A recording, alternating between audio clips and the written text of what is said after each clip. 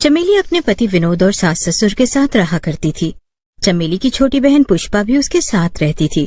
चमेली का परिवार काफी खुश था। सभी मिलजुल कर रहा करते थे। लेकिन वो कहते हैं ना, खुशियों को जल्दी नजर लगती है। ऐसा ही कुछ चमेली के साथ भी हुआ। चमेली का पति विनोद एक रोज जब घर आता है तो सभी उसे देखकर हैरान थे। विनोद की आंखों पर सफेद पट्टी लपटी थी। अभी इन्हें संभालिए, इन्हें आराम की सख्त जरूरत है। विनोद भाई, आराम से आराम से। लेकिन इन्हें हुआ क्या है? ये आंखों पर पट्टी कैसी? अरे आप कुछ बोलते क्यों नहीं? क्या हुआ इन्हें? आप ठीक तो है ना? उनकी आंखों में केमिकल चला गया काम करने के दौरान।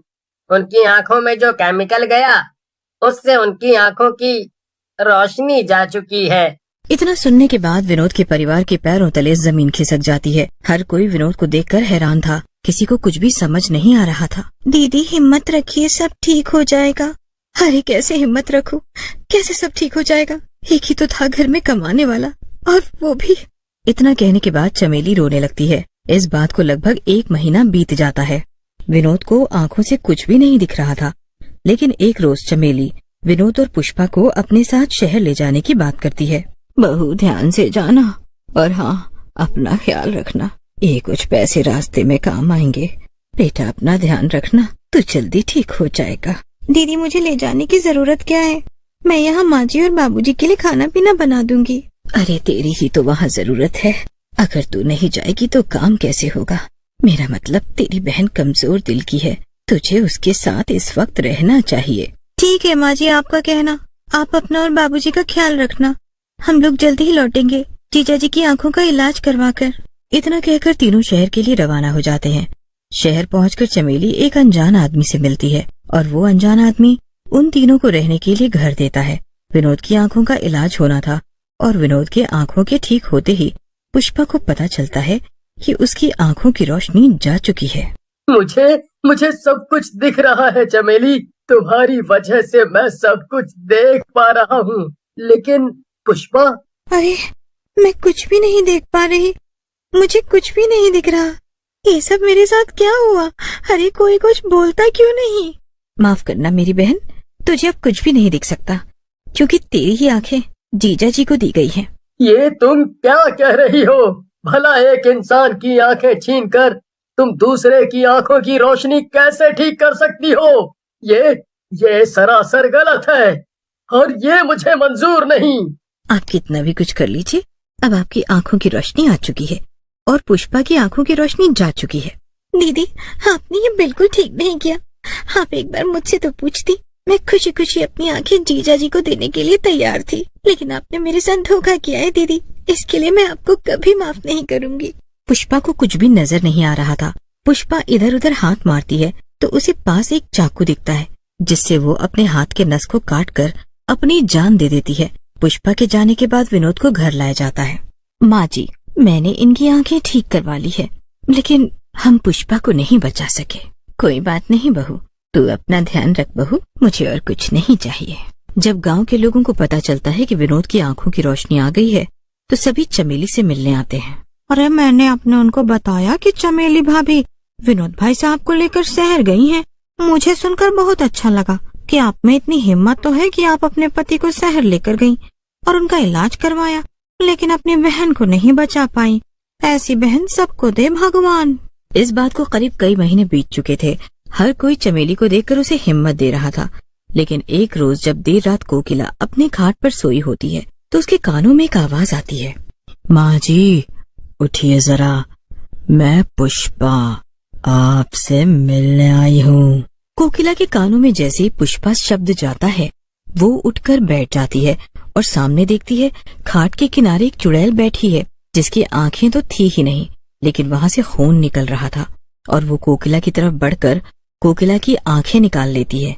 अब अगली सुबह, हे भगवान, ये सब क्या हो गया? माँ जी आपकी आंखें, माँ जी के साथ ये सब किसने किया? अभी वही तो मैं भी पूछ रहा हूँ, ये सब कैसे हुआ? माँ की आंखें किसने निकाल ली? आप देख रहे हैं ना माँ जी को क्या हुआ। आप कुछ बोलती क्यों नहीं? कहीं ये सब काम पुष्पा का तो नहीं? माँ जी ने मुझे कई दिन कहा था, उन्हें आजकल सपने में पुष्पा। जब विशाल अपने पिता को देखने जाता है तो वो खाट पर उदास बैठे होते हैं। गांव के लोग हैरान थे कि आखिर गांव में आंख निकालने वाली चुड़ैल घूम रही है। चुड़ैल का दहशत इतना ज्यादा बढ़ गया था कि लोग शाम होते ही अपने घर का दरवाजा बंद कर लिया करते। लेकिन आंख निकालने जैसा हादसा सिर्फ चमेली के घर में ही हो रहा था और चमेली के ससुर उस आंख निकालने वाली चुड़ैल का दूसरा शिकार हो चुके थे। ये सब जो कोई कर रहा है इसके बारे में तो हमें नहीं पता, लेकिन गांव का बच्चा बच्चा डरा हुआ है। मुझे एक बात समझ नहीं आ रही कि गांव में आज से पहले ऐसा तो कभी नहीं हुआ, लेकिन अचानक ऐसा कैसे हो रहा है। मुझे भी कुछ समझ नहीं आ रहा कि क्या हो रहा है और क्या नहीं, और ये सब हो क्यों रहा है। चमेली को जो कोई भी देखता वही उससे चुड़ैल के बारे में बातचीत करने लगता, और चमेली तो समझ चुकी थी कि वो चुड़ैल और कोई नहीं बल्कि उसकी छोटी बहन पुष्पा है, जो सबसे बदला ले रही है। दरअसल पुष्पा की आंखें विनोद को लगाने के प्लान में चमेली के सास ससुर के साथ चमेली की अपनी माँ और देवर भी शामिल थे। मैंने आपको मना किया था ना कि आप किसी की जिंदगी खतरे में डालकर किसी की जिंदगी संवारने में मत लगो। आपने अपनी बहन खोई है तो मैंने भी अपना भाई खोया है। ये क्या कह रहे हैं देवर जी आप? आपने अपने भाई को दिया, लेकिन विनोद जी तो यहाँ खड़े हैं।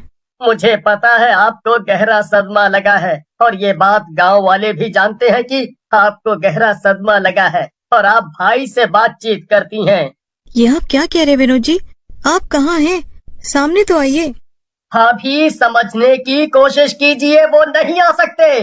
वो तो आंखों की रोशनी आने के 4 दिन बाद ही चल बसे थे, वो भी शहर में। उनकी भी मौत आंखें निकालने की वजह से ही हुई थी। ये आप क्या कह रहे हैं? नहीं नहीं, ऐसा नहीं हो सकता। फिर मुझे वो अब तक क्यों दिखाते रहे? चमेली इतना सुनने के बाद दहाड़े मार मार कर रोने लगती है। जब चमेली ऊपर की तरफ देखती है तो वो देखती है उसका पति विनोद इसकी तरफ चलता हुआ आ रहा है, जिसकी आंखों में पट्टी बंधी थी मगर आंखों से खून बह रहा था। आप आ गए ना, लेकिन आपकी आंखों से खून क्यों बह रहा है? अरे आपको क्या हुआ? भाभी यहाँ से भागो, वो मर चुके हैं। वो हमें मारने आए हैं, हमसे मिलने नहीं। अभी ये प्यार मोहब्बत छोड़ो।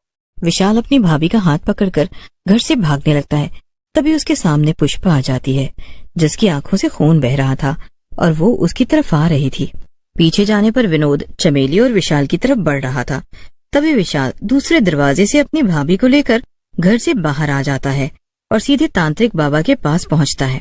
तुम दोनों की जान सिर्फ तब बच सकती है जब वो दोनों आत्मा तुम दोनों की आंखें निकाल लें। कैसी बातें कर रहे हैं बाबा? जब वो हमारी आंखें निकाल लेंगे तो हम मर जाएंगे। हाँ, तो वो दोनों बस यही तो चाहते हैं।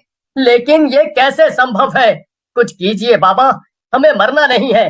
सिर्फ एक उपाय है, उस उपाय को करके ही तुम उन दोनों का खात्मा कर सकते हो। मैं जो कहता हूँ उसे ध्यान से सुनो, और तुम दोनों को वही करना है। और तुम अपने पति के सदमे से बाहर आओ। जब तक तुम अपने पति का मोह रखोगी तब तक वो तुम्हारे आसपास ही रहेगा।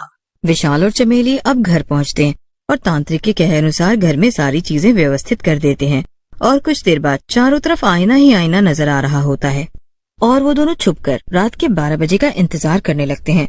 उनके कानों में किसी के चिल्लाने की आवाज आती है। असल में विनोद और पुष्पा, जो कि इंसानों की दुनिया से कोसों दूर जा चुके थे, वो दोनों भूत और चुड़ैल के रूप में घर में दाखिल होते हैं।